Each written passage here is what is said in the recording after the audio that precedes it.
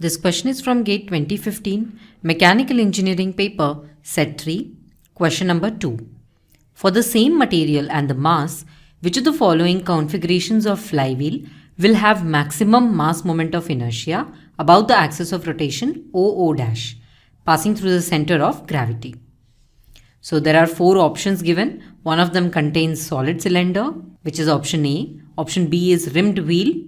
Option C is solid sphere. And option D is solid cube.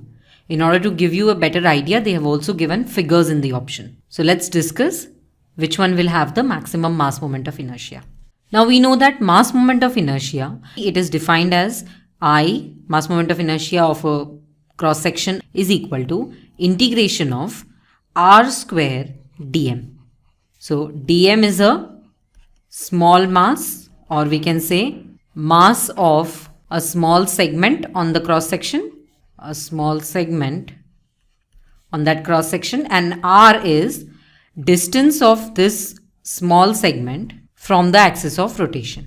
So by mathematical formulation, we can see that I is related to the radius of mass from the center of axis, because mass of all the options that are given, mass of all the cross sections in the options is equal to each other. So the deciding factor will be the distance of such segments from the center of gravity or the axis of rotation.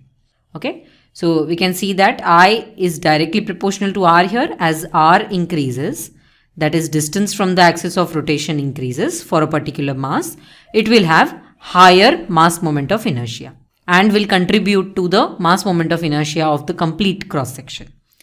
That is why we see that mass moment of inertia I is dependent on distribution of mass around the axis of rotation, which is OO dash.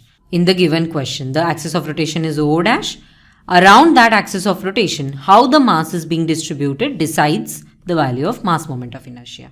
And therefore, we can say for the rimmed wheel, we see that mass is being distributed farther from the axis of rotation, OO dash, as compared to other cross sections.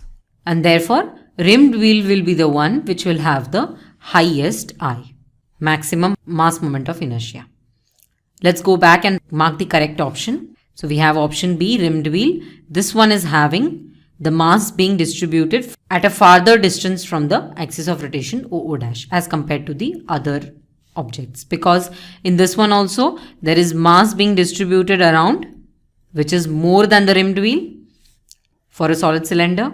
For a solid sphere, clearly we can see a lot of mass is being distributed near to the axis of rotation, and also for the solid cube, same is the case.